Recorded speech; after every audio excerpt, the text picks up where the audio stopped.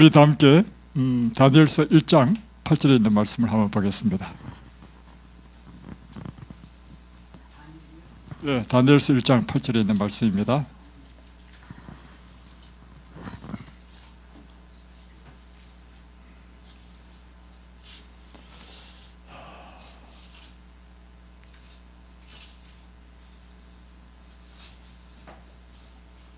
자, 다니엘은 뜻을 정하여 왕의 음식과 그가 마시는 포도주로 자기를 더럽히지 아니하리라 하고 자기를 더럽히지 아니하도록 환관장에게 구하니. 자, 여기 보면 다니엘이 뜻을 정하는 것이 나옵니다. 근데 그 뜻을 정하는 것이 무엇인가 하면 그 앞에 사건을 잘 알죠.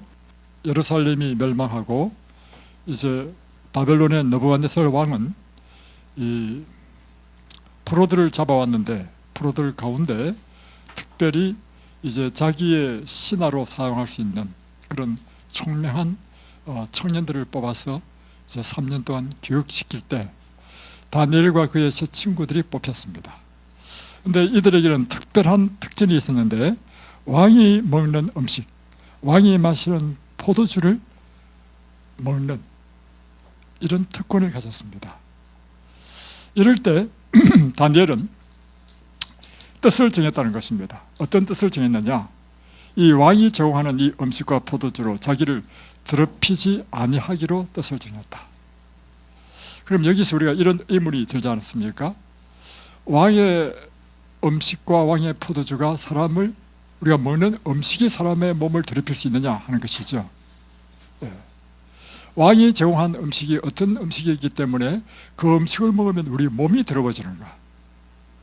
아주 중요한 이야기입니다. 여러분이 그러니까 어떤 음식을 먹으면 여러분의 몸이 깨끗하고 거룩하게 되고 또한 건강하게 되는 음식이 있는가 하면 어떤 음식은 이 음식을 먹으면 여러분의 몸이 더러워지고 불결하게 되고 그리고 질병에 걸린다는 것입니다.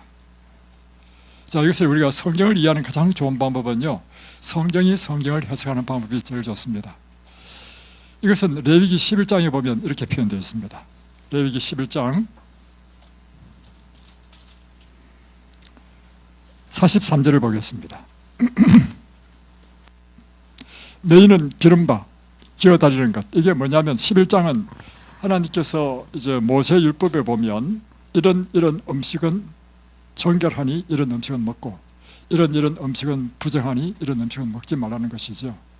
그래서 부정한 것에는 대세임질을 하지 않거나 쪽발이 갈라지지 않은 육식이나 또는 비늘이 없거나 지느러미가 없는 물의 생물은 부정하니 먹지 말라, 이렇게 말씀하시고 나서 하시는 말씀입니다. 너희는 기름바 기어다니는 것 때문에 자기를 가증하게 되게 하지 말며 또한 그것 때문에 스스로 더럽혀 부정하게 되게 하지 말라. 여기 보니까 음식을 하나님께서 금한 음식을 먹으면 우리 몸이 부정하게 되고 더러워진다는 것입니다.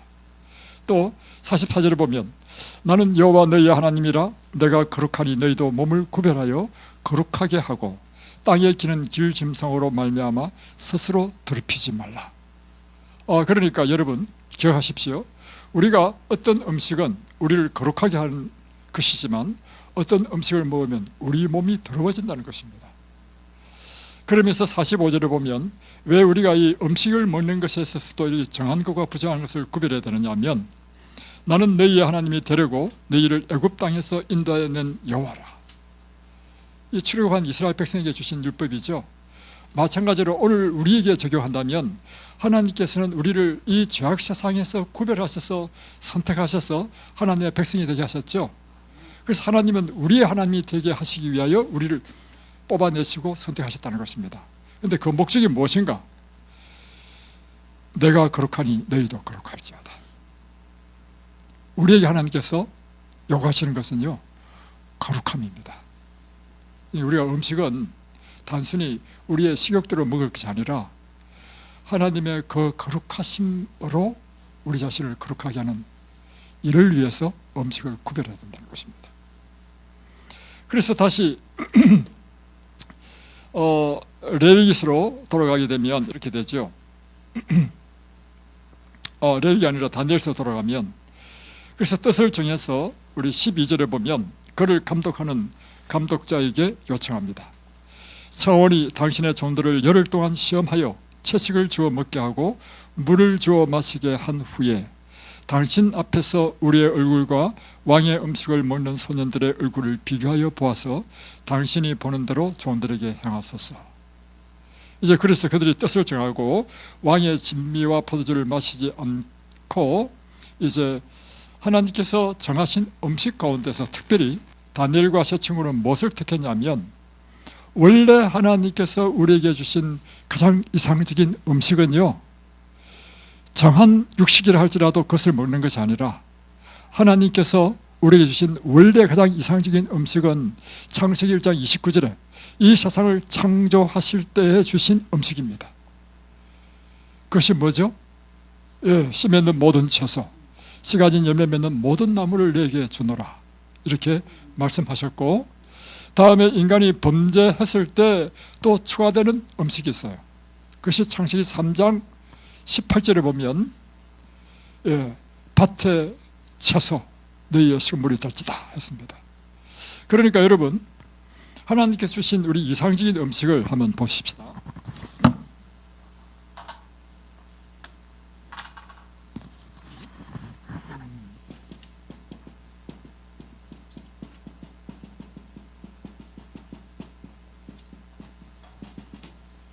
첫 번째는 창세기 1장 29절에 이것은요, 한마디로 씨를 먹으라는 것입니다. 씨는 땅에 심으면 싹이 나죠. 하나님께서 우리에게 먹으라는 것은요, 생명을 먹으라는 것입니다. 또 두 번째는 씨 가진 열매 맺는 나무를 내게 주노라 했죠. 그것도 또 씨예요.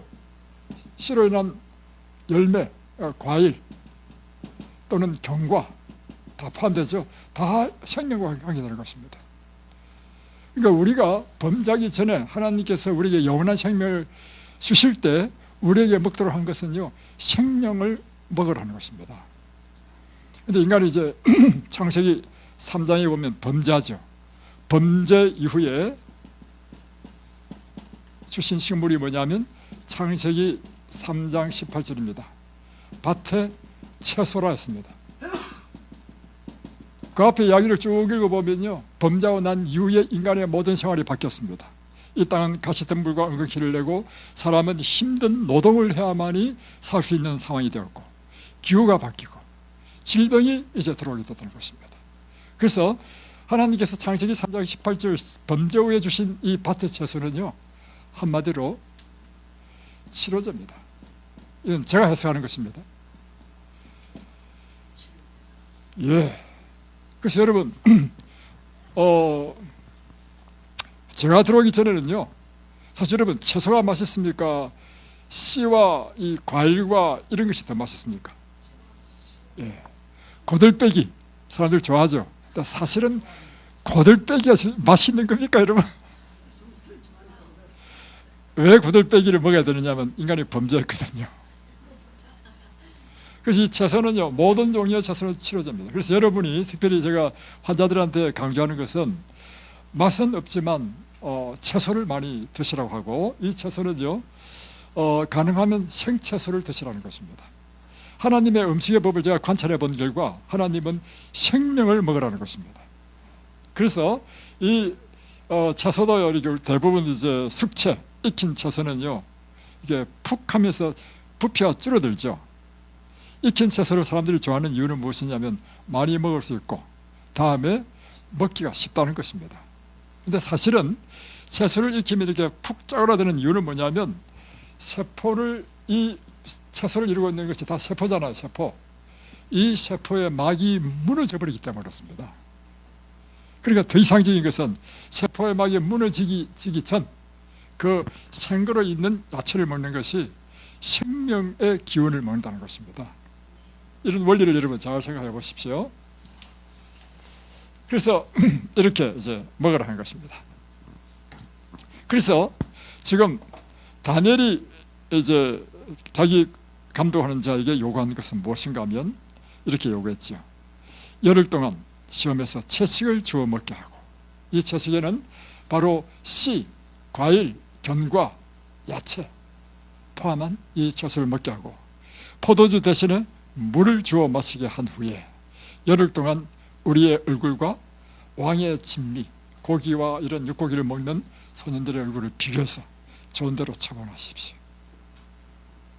그랬더니 15절 보면 열흘 후에 그들의 얼굴이 더욱 아름답고 살이 더욱 윤택하여 왕의 음식을 먹는 다른 소년들보다 더 좋아 보인지라.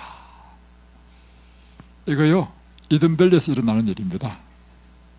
이든밸리에 사람들이 오잖아요. 오면 처음 모습이 어떤 시커멓습니다. 시커멓고 뭐하든 죽을 상입니다. 그런데 이곳에서요, 하루, 이틀, 3일 식사 계속 하잖아요. 3일만 지나면 일어나는 일이 있는데요, 이 얼굴 색깔이요, 검은 것에서 희어집니다. 그리고 점점 이 얼굴에서 빛이 납니다. 그래서 이곳에 오시면 사람들이 다 행복해하는 이유가 뭐냐면, 사람이요, 미인은요, 피부만 고와도요 미인됩니다.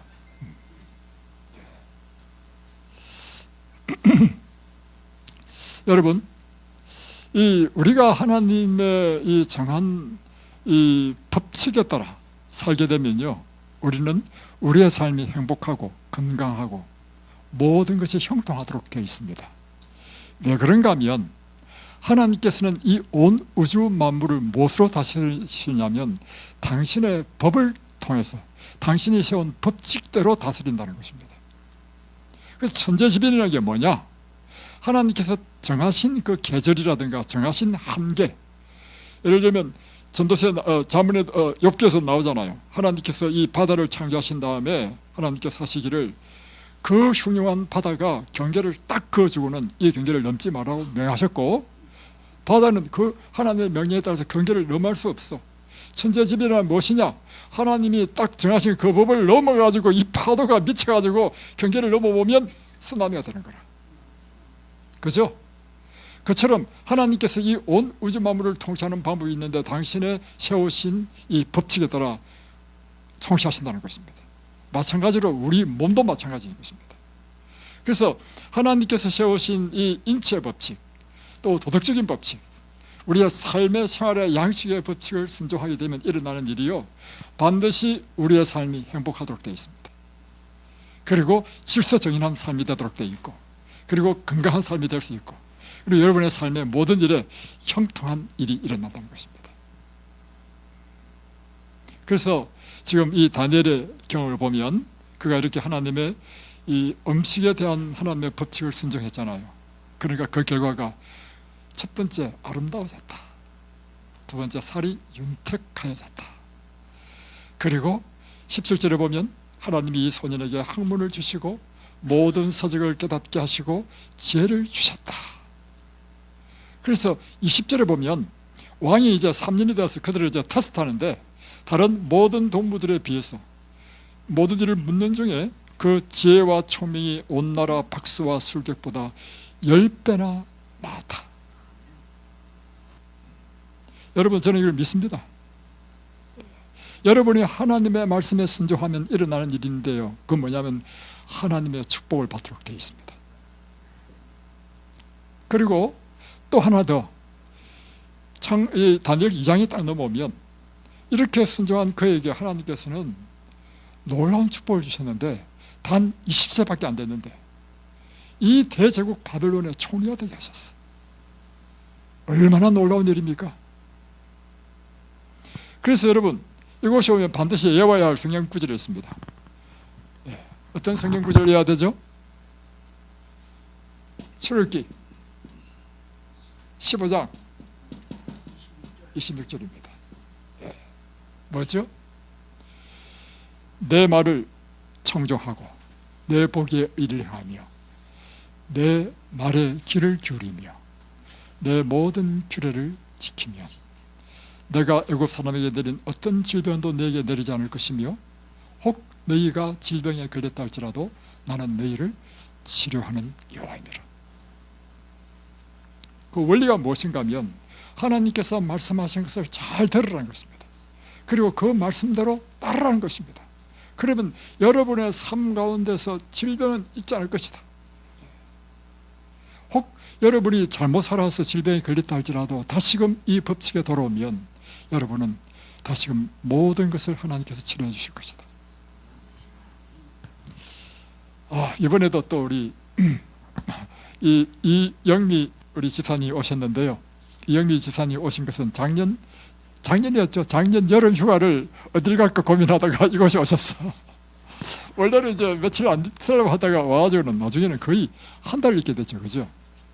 그때 이제 자기 남편이 이제 마침 그때 약국을 그만두고 쉴 때였기 때문에 남편과 같이 있었고, 있다가 보니까 자기 딸들을 불러야 되겠어.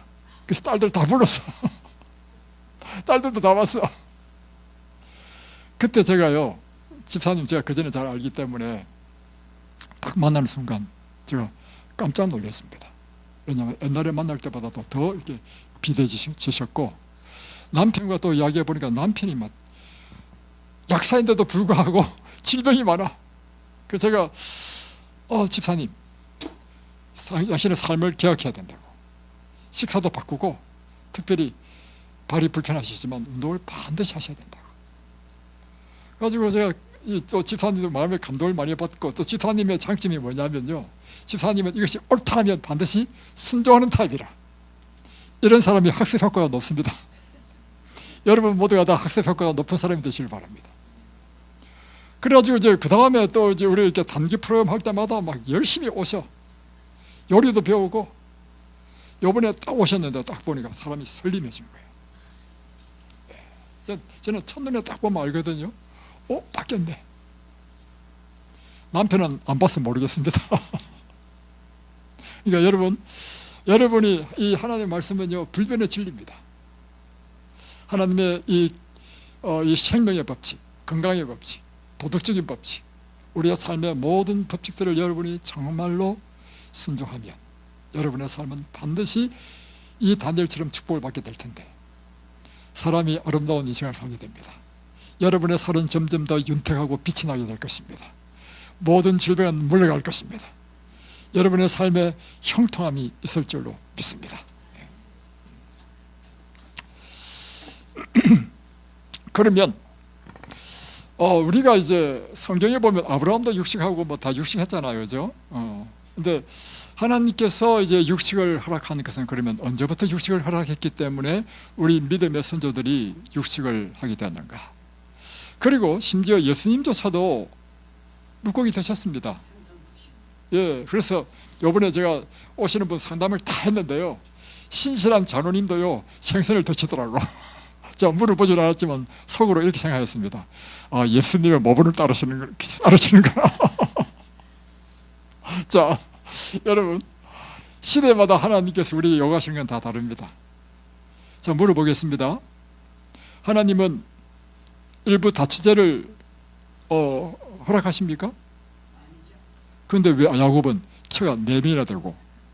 문화적으로 그 당시 때 문화가 그 당시에 이방 사람들이 다 그렇게 했습니다. 그런데 그것은 이상적인 것이 아닌데도 불구하고 하나님께서는 우리가 그 시대에 감당할 수 있는 그 정도만 요구하시기 때문에 그걸 허락한 것이지요, 하나님의 이상적인 것은 아니라는 것입니다. 오늘날도 역시 마찬가지입니다.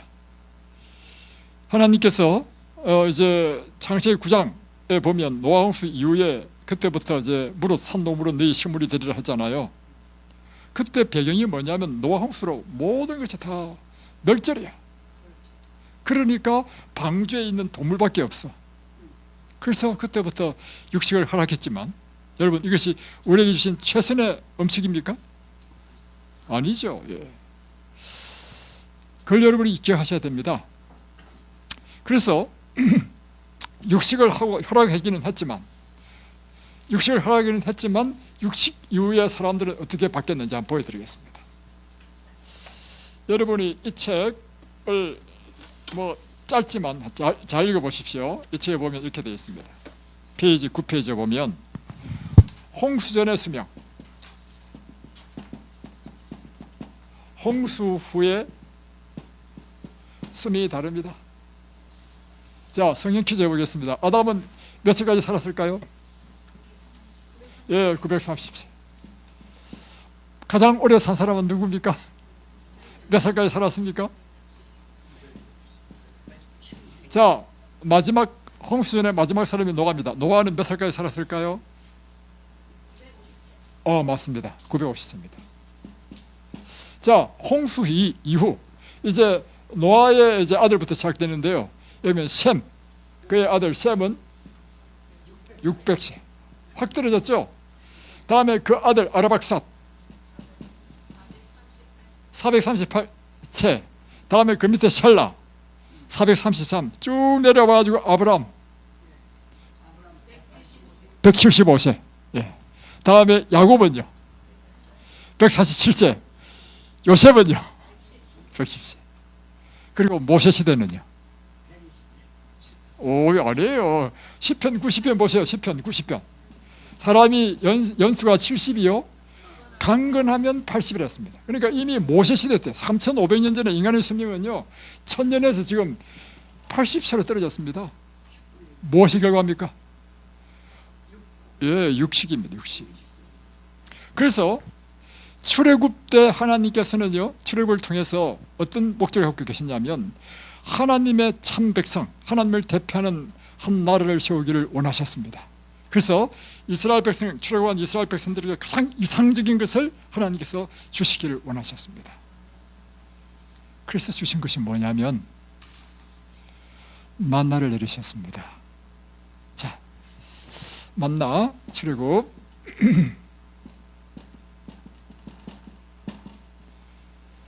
만나는 채식입니까? 육식입니까? 채식과 육식이 짬뽕된 겁니까? 채식이죠. 이 출애굽한 이스라엘 백성들이 만나 외에 또 다른 거 먹었습니까? 아니요. 만나만 먹었습니다. 주구장창 날마다 만나를 그래가지고 날마다 먹고 그 다음 날도 만나. 똑같은 거죠. 여러분 주구장창 뭐만 먹습니까? 밥 먹죠. 근데 저는 먹어보니까요 이 세상에 제일 맛있는 게 밥이더구만. 빵도 가끔씩 먹는 것이죠. 이 밥만큼 못해. 근데 문제는 뭐냐면 이스라엘 백성들은요 날마다 만나 먹다 보니까 실증이 난 거야. 고기를 달라는 것입니다. 하나님께서는요 가장 이상적인 것이 아니지만, 그래서 여러분 깊게 빠지 마십시오. 내가 원하는 거 하나님께 막 쫄라가지고 그 얻었다, 그 좋은 거 아닙니다. 하나님께서 막 쫄으면요 그분은 자비하신 분이라서 들어줍니다. 그러나 그것이 때로는 우리에게 최선이 아닐지라도 하나님께서 허락하신다는 것입니다. 그래서 육식을 허락하신 거예요. 여기에 대해서요 이게 보면 음식물에 관한 권면 377페이지는 이렇게 기록되어 있습니다. 하나님께서 이스라엘 자손들을 애굽에서 인도하여 내실 때 그들은 순결하고 행복하고 건강한 백성으로 가나안 땅에 안주시키는 것이 당신의 목적이셨다. 출애굽할 때 하나님께서 이스라엘 백성들이 갖고 있는 목적이 있었어요. 이 백성은 다른 민족과 다른 탁월한 백성이 되기를 원하신 것입니다. 그래서 내가 그렇게 하니 너희도 그렇게 하라 하신 것처럼 순결하고 행복하고 건강한 백성으로 가나안 땅에 안주시키는 것이 당신의 목적이었다. 그분은 그래서 그들에게 과감히 육식을 제거하셨다. 놀라운 일이죠. 그러니까 우리가 순결하고 행복하고 건강한 것이 뭐가 연결되어 있어요? 우리의 식생활과 관계되어 있다는 것입니다. 오늘날 사람들이 믿음으로 말미암아 의를 잘못 깨달으면요 어떻게 잘못 깨달았냐면 우리가 믿음으로 구원 얻지, 그러니까 먹는 것까지 우리가 따지지 마라, 이렇게 믿음으로 말미암아 의를 잘못 깨닫는 사람이 있습니다. 우리가 믿음으로 말미암아 의를 바로 깨닫게 되면요 더욱더 우리가 하나님의 율법에 순종하는 백성이 되게 됩니다. 그는 이제는 율법을 순종하기 때문에 구원을 얻는 것이 아니고 내가 구원을 얻었기 때문에 점점점 그분과 일치되는 삶을 살고 싶어 하기 때문에 율법을 다 존중하고 율법을 순종하는 백성이 되도록 되어 있는 것입니다. 자, 만일 그들이 그분의 제안에 순복하여 식욕을 기꺼이 부인했더라면 허약과 질병이 그들에게는 없었을 것이다. 그들의 후손들은 체력과 지력을 소유했을 것이다. 그들은 진리와 의무에 대한 명석한 식별력과 예민한 분별력과 건전한 판단력을 소유하였을 것이다. 그래서 신명기서 26장 한번 보겠습니다.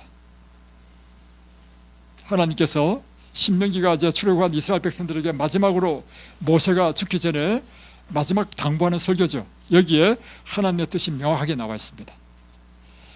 신명기 26장 18절부터 보겠습니다. 여호와께서도 내게 말씀하신 대로 오늘 너를 그의 보배로운 백성이 되게 하시고 그의 모든 명령을 지키라 확언하셨느니라. 그런즉 여호와께서 너를 그 지으신 모든 민족 위에 뛰어나게 하사 찬송과 명예와 영광을 삼으시고 그가 말씀하신 대로 너를 내 하나님 여호와의 성민이 되게 하시리라. 이게 하나님의 뜻입니다. 하나님의 뜻이 뭐냐면 하나님의 이 이스라엘 백성들이 만민 가운데 보배로운 백성이 되고 만민 가운데 뛰어나게 하시고 하나님의 찬송과 명예와 영광으로 삼으시기 위하여 하나님께서 이스라엘 백성들을 이렇게 인도하시고 그들에게 철저한 모든 생활의 규칙과 도덕적인 법칙을 주시고 윤리와 법들을 주셨다는 것입니다. 여러분. 그래서 여호와의 성민이 되게 하시겠다. 이 말씀은 오늘 누가 하실 말씀입니까? 만민 가운데 하나님께서 어떻게 우리가 그리스도를 발견해야 된단 말이에요. 태어나면서부터 모태신앙에는 그런 감격이 없는지 모르겠지만요, 저는요 예수 없이 살았습니다. 또 저는 젊었을 때 예수 믿는 사람을 딱 싫어했습니다. 왜냐하면 예수 믿는 사람이 좀 독선적인 면이 있어요. 자기만 옳다는 거야. 저는 그때 불교 신자였단 말이에요. 그런데 제가 대학교 4학년 때 성경을 딱 보게 됐어요. 와, 내가 하나님 믿어야 되겠다. 와, 그리고 나서 제가 깨닫는 게 있는데, 하나님 저에게 어떻게 이 예수를 알게 되는 이런 큰 축복을 주셨습니까? 오늘 하나님께서 여러분에게 예수를 믿는 귀한 축복을 주신 목적은 무엇인가 하면 이 세상 모든 만민 가운데 하나님의 영광, 찬송, 명예가 되게 하기 위하여 여러분을 뽑으셨다는 것입니다. 그런데 우리가 하나님의 뜻대로 살지 못하고 내 마음대로 식욕대로 먹고 살고 함으로 이래가지고 하나님의 명예가 되지도 못하고 찬송도 되지 못한다면 이 얼마나 슬픈 일입니까? 다니엘만 뜻을 정할 것이 아니라 여러분, 오늘 여러분이 뭘 해야 되겠습니까? 뜻을 정해야 되는 것입니다.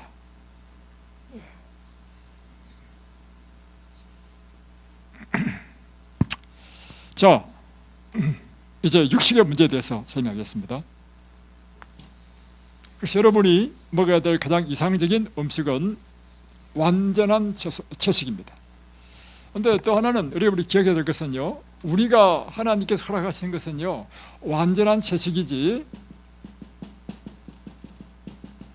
이걸 다른 말로 표현하면 여기서는 뭐라 하냐면 완전한 건강한 식사, 건강 식사 이렇게 표현합니다. 우리는. 근데 완전한 채식이죠. 세미 채식을 하나님께서 우리에게 요구하지 않는다는 것입니다. 세미 채식이 뭐냐?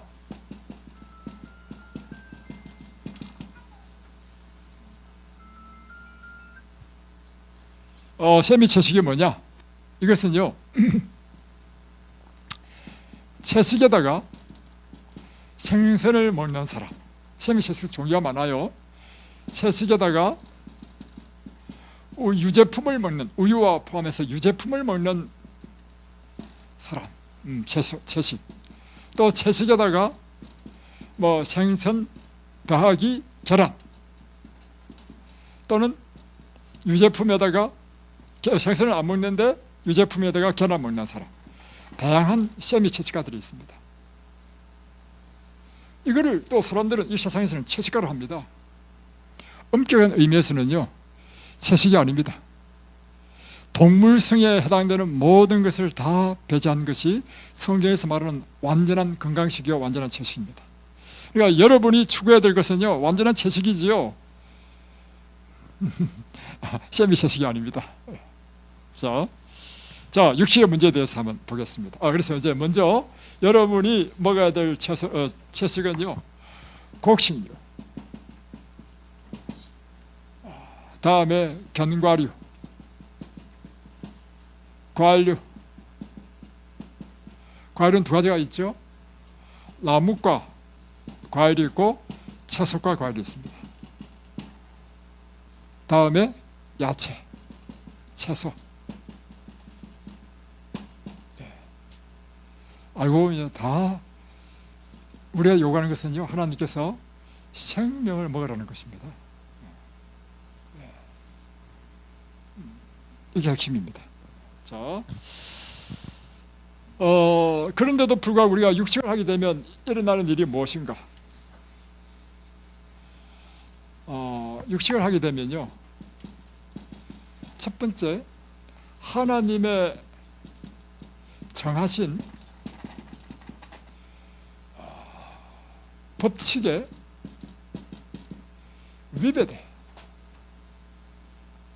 그러면 반드시 문제가 생깁니다. 자, 예를 들면 자동차가 있습니다. 이번에 제가 작년 말에 자동차를 하나 바꿨습니다. 왜 바꿨냐면 신형 산타페. 생기기는 못생겼지만요, 아주 기능이 좋습니다. 근데 차가 이제 워낙 커가지고 뒤에 이렇게 뭉뚱해가지고 그 이전에 우리가 이제 경유차를 넣는 차를 쓰다가 이제 바꿨기 때문에요. 근데 이 산타페는 휘발유를 넣는 차예요. 근데 제 딸이 이제 이걸 몰고 가지고 서울에 몰고 가서 이제 기름을 넣어야 될 텐데 순간적으로 착각한 것입니다. 이전에 있는 차도 경유를 넣고 이 차 생김새가 완전히 이거 그러니까 RV 차랍니까? 이런 차 딱 생겼으니까 당연히 경유를 넣는 줄 알고 경유를 딱 집어넣었단 말이에요. 경유를 집어넣고 다음에 이제 차차됐습니다. 가는데 이상하게 그때부터 막 울컥울컥하고 또 백밀러를 보니까 시커먼 연기를 내고 이상하다, 왜 이럴까? 세차를 할 때 근데 기름 생각도 못하고 세차를 할 때 이거 내가 물이 혹시 어디에 들어갔는가 생각해가지고 이제 카센터 갔어요. 그러니까 카센터에서 글쎄 물이 들어갔나? 잘 몰라. 그래서 이제 저를 태우고 다시 이제 이든밸리 와야 되기 때문에 그냥 수리하지 않고 그냥 저를 태우고 가는데 서울에서까지 올리면 2시간 걸린단 말이에요. 불안해서 못 가겠는 거예요. 그래 가다가 다시 이제 현대차 전문으로 하는 그게 들어갔어요. 딱 이제 사람 맡길 지금 차 상태 이렇습니다 하니까 거기 있는 정비공이요, 첫 마디가요, 혹시 기름을 경유를 넣었습니까? 딱 묻는 거예요. 그 순간 제 딸이요, 뭘 딱 깨달았냐면 맞아, 휘발유 넣어야 되는데 내가 잘못 넣었다 딱 기억나는 거예요. 그래가지고요, 이 잘못하면 엔진이 다 망가지거든요. 수리비 엄청 나옵니다. 그래서 이걸 차에 맡기고 택시 타고 왔습니다. 여기까지. 자, 여러분, 왜 그렇죠? 이 차는 뭘 넣어야 되기 때문에 휘발유를 넣어야 되기 때문에. 똑같이 여러분의 몸에는 뭐가 들어가야 되느냐면요, 완전한 채식이 들어가야 됩니다. 그런데 여기에 고기를 넣으니까 일어나는 일이 그때부터 여러분이 비대해지고 여러 가지 질병이 생기고 심지어 암이 생기고 한다는 사실입니다. 소이죠, 소. 여러분, 사람의 생각을 따르지 마십시오. 항상 하나님의 생각을 따르십시오. 사람의 생각을 따르는 것이 이것입니다. 자, 잘 보세요. 자, 소 먹이를 만드는데 소는 거의 다 사료 줍니다. 키우는데 보면 사료는 동글동글하게 돼 있죠. 이걸 갈아가지고 압축해서 말렸기 때문에 동글동글해서 이 안에 뭐가 들었는지 몰라. 사람의 생각이 어떤 생각이 했냐면, 소에게 그 단백질도 없는 그 영양가 없는 건초 주는 것보다는 어차피 이제 생선 가공하는 공장에서 그 그러니까 찌꺼기 생선이 많이 나오거든요. 다음에 또 소나 양이나 가축하는 데도 보면 찌꺼기 부산물이 많이 나와. 이런 것들을 싹 갈아가지고 팔팔 끓여가지고 싹 이제 녹여가지고 갈아가지고 건초와 함께 섞어가지고 이제 사료를 주면 단백질 많잖아요. 그러면 소한테 더 좋겠다. 이게 무슨 생각입니까? 사람의 생각이라. 이렇게 딱 주니까 소가 어떻게 됐습니까? 그게 바로 광우병입니다. 오늘날 이름 모를 많은 질병이 있어요.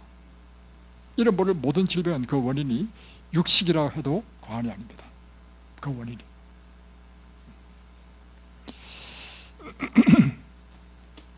이제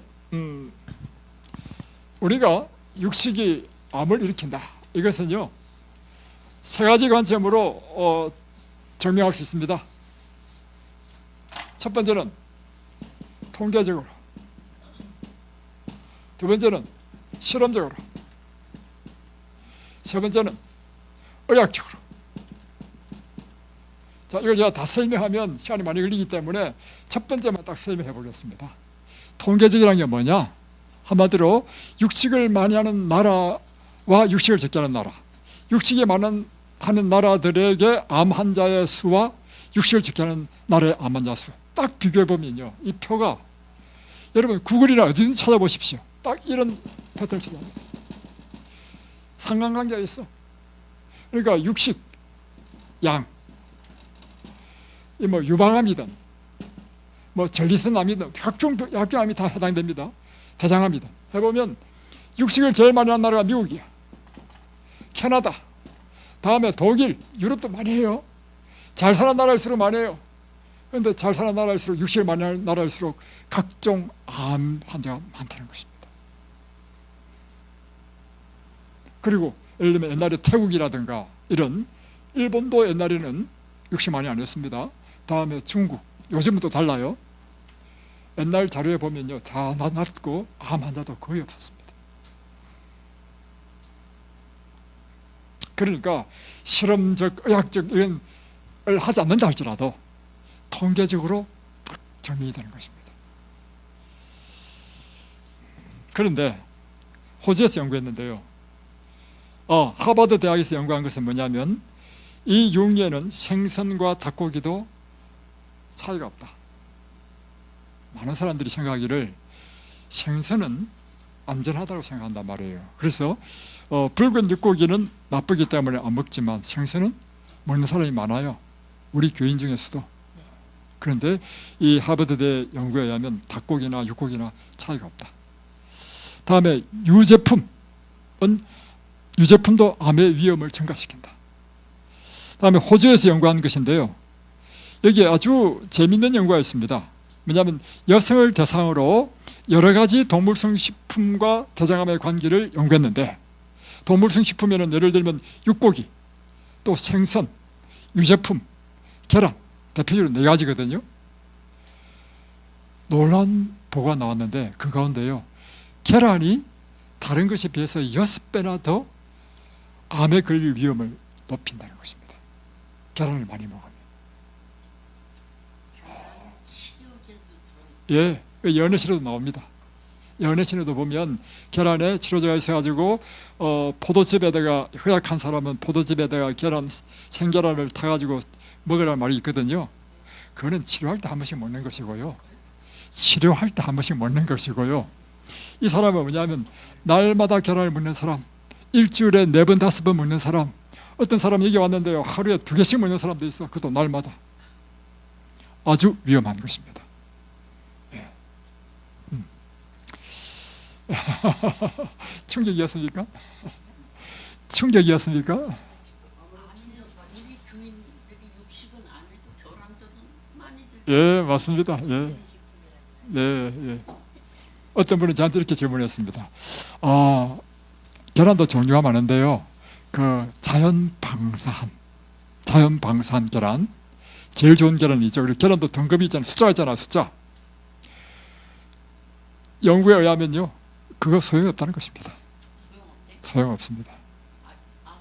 자연 방사도. 예, 그러니까 이제 연애신은 어떻게 나오냐면 이렇게 나옵니다. 좋은 환경에서 자란 계란을 먹도록 하라. 이제 몸이 허약한 사람이라든가, 또는 이제 채식을 하기에 환경적으로 어려운 상황일 때는 그렇게 하라고 되어 있습니다. 그러나 오늘날 이 시대는요, 채식하는 것이 옛날처럼 어렵지 않습니다.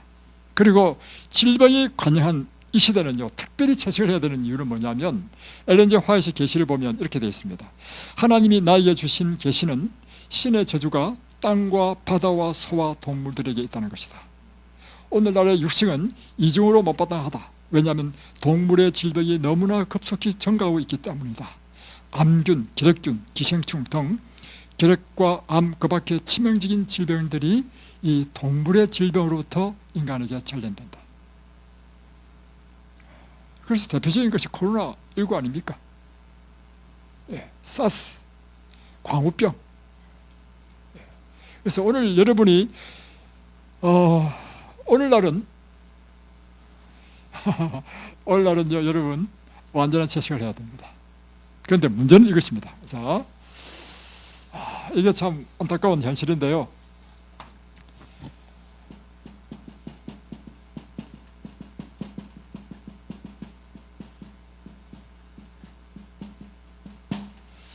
완전한 채식이 어려운 이유가 있습니다. 신에서는 채식도 약을 많이 쳐서 아니요, 관계없습니다. 그건 관계없습니다. 사람들이 이야기하잖아요. 이제 재배할 때 농약을 많이 친다, 제초제를 친다라고 하지만요, 육식과 비교해 보면요, 이 식구 할 때요, 거의 다 농약이 다 빠져나가고, 물론 완전히 없어진다는 건 아니지만 동물의 몸에 있는 살충제라든가 이런 나쁜 것들은요, 살과 피에 들어가서 존재하기 때문에 빠질 방법이 없습니다. 그래서 육식을 할 경우에 그런 위험이 더 크고, 채식은 물로만 씻어도요 거의 다 빠진다는 것입니다. 그래서 그것도 별 어려움이 없다 하는 것이고요. 왜 어려운가? 완전한 채식을 하려면요, 신경을 많이 써야 됩니다. 제가 목회를 하면서 보니까요, 노인분들이 다 허약한 이유가요, 음식을 못해 드셔서 허약하더라고요. 힘은 없지요. 일일이 다 정확하게 채식하려면 어렵습니다. 그러니까 대충 채식한다는 게 밥에다가 김치에다가 뭐 이렇게밖에 안 먹어. 그러니까 이게 완전한 채식이 아니야. 그래서 아주 문제가 많은 걸 발견했습니다. 특별히 환자가 됐다. 그 사람이 여자예요. 암 환자가 됐다. 암 환자가 지금 아파 죽겠는데 언제 이렇게 뭐 지금 여기서 주는 것처럼 그렇게 골고루 영양가 있게 이렇게 만들 수 있겠습니까? 예. 그래서 우리가 이곳에서 이제 다음 달 5일부터요, 1월 5일부터 이제 열흘 동안 1년에 한 번씩 이제 채식 요리 강습을 합니다. 왜냐하면 많은 사람들이 요청해가지고. 그럴 때 제처가 이제 늘 신경 쓰는 게 뭐냐면, 첫 번째 쇼잉, 보여주는 화려한 것을 추구해서는 안 된다. 우리가 추구하는 것은 뭐냐면, 이 사람들이 여기서 딱 배우면 집에 가서 누구나 할 수 있도록, 성공률 99%. 그러니까 단계를 빡 줄여가지고 가장 간단하게 요리를 할 수 있도록 가르치는 것이 첫 번째 목적이고, 두 번째는 뭐냐면, 재료도요, 쉽게 재료를 구입할 수 있는 것으로 요리를 한다, 이것입니다. 그리고 또 한 가지는 뭐냐면, 채식을 할 때 여러분이 보다 더 가능하게 하는 방법은 이것입니다. 한 끼에 여러 가지 반찬을 하지 말라는 것입니다. 한 3가지에서 4가지. 그러면 요것만 제대로 우리가 잘 먹는다 하더라도 다음 식사 때는 또 반찬을 바꿔. 그러나 가지수는 3-4가지. 그리고 저녁은요, 가능하면 식사하지 말고 과일로만 드시는 게 제일 좋습니다. 여기서는 왜 죽을 주느냐? 오시는 분들이 하도 배가 고파가지고 죽을 줍니다. 여러분의 건강을 위해서는요, 과일만 드시는 게 딱 좋습니다. 왜냐하면 의학적으로도 밝혀졌잖아요. 이 공복 상태가 16시간만 지속되면 간헐적 단식에 의해서 우리 몸이 치료하는 일을 한다는 의학적인 보고가 있잖아요. 그죠? 그래서 저녁은 과일만 딱 드시는 게 좋은데, 이렇게만 먹어도요 전혀 문제 없는 이유를 설명해 드리겠습니다. 이게 연애실에서 나오는 것입니다. 이것도 사람의 생각과 하나님의 생각이 다르다는 것입니다. 사람의 생각이란 뭐냐? 그래서 여러분이 늘 기억해야 될 것이 뭐냐면, 하나님의 말씀에는 무엇이라고 기록되어 있는가? 연애신에서는 우리에게 무엇이라고 말하고 있는가? 그것이 여러분의 판단과 결정의 기준이 돼야 되죠. 사람의 생각과 의견을 따르지 마십시오. 자, 보여드리겠습니다. 사람의 생각은 이거예요. 기왕이면 반찬 3가지, 4가지보다는 한 10가지, 20가지 하면 와, 골고루 영양분이 다 있을 거 아니에요. 비타민이 뭐니 다 있을 거 아니에요. 더 많을 거 아니에요. 이게 더 좋을 거 아니에요. 이게 사람의 생각이라. 하나님의 생각은 여러 가지 하지 말라. 3, 4가지만 하라. 이게 하나님의 생각이야. 왜 그런가? 이렇게 들어가게 되면요, 이것이 다 소화되는 것이 아니고 우리 속에 이 트러블을 일으켜. 예, 부패합니다. 오히려 3, 4가지만 먹으면 아주 소화흡수가 잘 될 뿐만 아니라 이 3, 4가지에 없는 영양소는요, 우리 몸에서 위장과 십이장과 소장으로 이 소화 과정을 통해서요, 효소가 나와가지고 우리가 먹지 않은 비타민, 미네랄, 영양소를 다 만들어냅니다. 이것이 하나님의 놀라운 섭리라고 하는 것입니다. 예를 들면 비타민 12, 이건 채식하는 사람에는 없다잖아요. 아닙니다, 여러분. 비타민 12도요, 최근에 밝혀진 바로는 된장국, 다음에 해조류에 다 있고요, 시금치도 있고요, 또 하나는 우리 소화 과정에서 비타민 12를 만들어낸다는 것입니다. 한 예를 보여드릴까요? 자, 소는요, 풀만 먹습니다. 비타민 12 부족하다면 소가 제대로 성장 못해야 되잖아요. 그렇지 않습니다. 잘하죠. 또 똑같은 소띠인 제천은 소띠입니다. 제천은요, 태어나면서부터 지금까지 단 한 번도 고기를 먹지 않았습니다. 그런데 전혀 문제 없어요. 그것은 우리 몸에 필요한 모든 영양소를 다 만들어내기 때문입니다. 그래서 여러분, 제가 그래서 이곳에서 강의하는 것은요, 철저하게 무엇을 기초로 강의하느냐 하면 하나님의 말씀과 연애신에 있는 말씀을 기초로 해서 가르칩니다. 그것이 왜냐하면 하나님의 생각이기 때문에. 우리가 하나님의 생각을 따르면 반드시 하나님의 일이 일어난다는 것입니다. 자,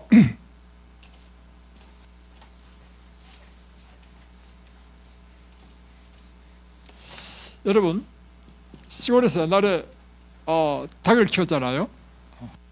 그리고 닭은 우리 사람이 아주 좋아하는 음식입니다. 특별히 귀한 사이가 오면 닭 잡아준다는 말이 있잖아요, 그죠? 암탉. 자, 이 닭이 보통은요, 6개월을 키운 다음에 이제 우리가 음식으로 먹는다는 것입니다. 그런데 미국에서는요, 6개월 기다리려고 하니까 수익성이 안 맞아. 수익성. 돈을 벌어야 되려면 빨리 키워서 빨리 팔아야 돈을 벌 거 아니에요. 그러니까 수익성이 안 맞아가지고 6개월 동안 기다릴 수 없어.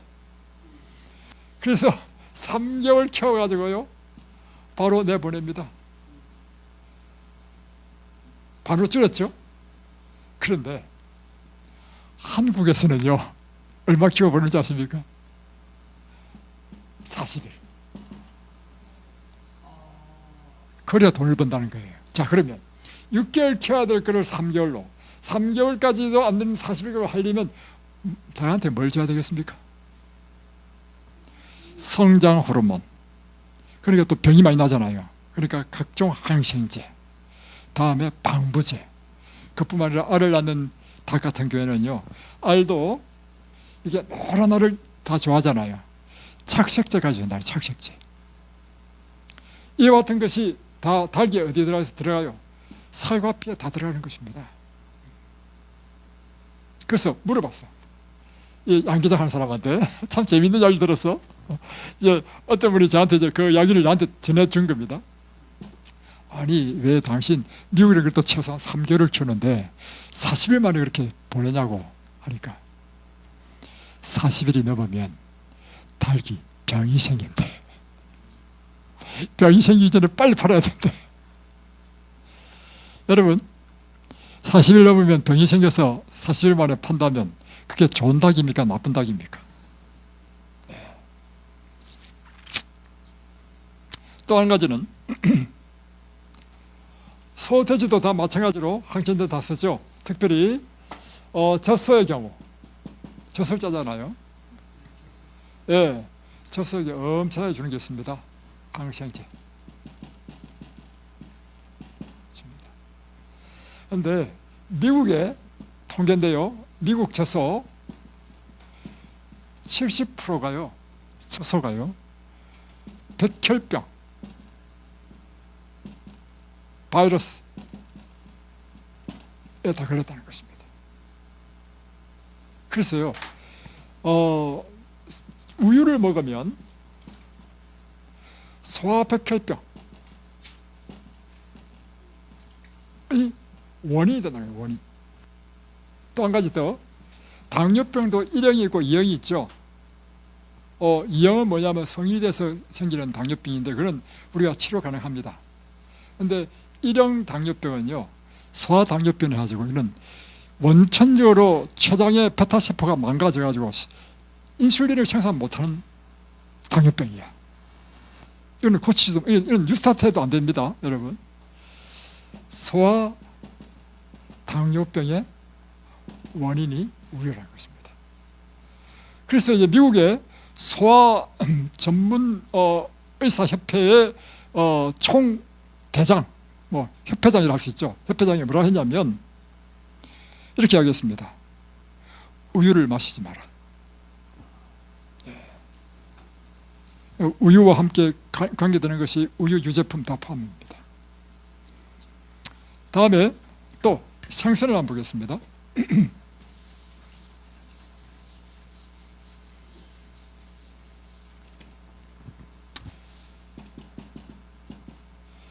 생선의 문제도요, 다 뭐의 문제냐면 환경 오염과 문제되어 있습니다. 이 세상의 모든 오염 물질은 결국은 다 어디로 갑니까? 예, 강으로 가고 바다로 가죠. 강과 바다에서 그 오염을 다 처리한 자가 누구냐면 물의 생물들입니다. 제일 나쁜 게 뭐냐면 바닥에 살고 있는 것, 미꾸라지, 장어, 조개, 다음에 해변가 가까이 살고 있는 것, 개, 쭈꾸미, 낙지 등등. 자, 두 번째, 맞아요. 그래서 그러면 비늘이 있고 진열음이 있는 생선은 어떨까? 똑같습니다. 어떤 똑같느냐면 강과 바다가 오염돼 가지고요, 생선의 중금속 중독이 너무 심해. 그리고 미국 같은 경우는 오하이주, 오하이호에 있는 큰 호수가 있는데 이 호수에 메기가요 30%가 간암이 걸렸답니다. 간암.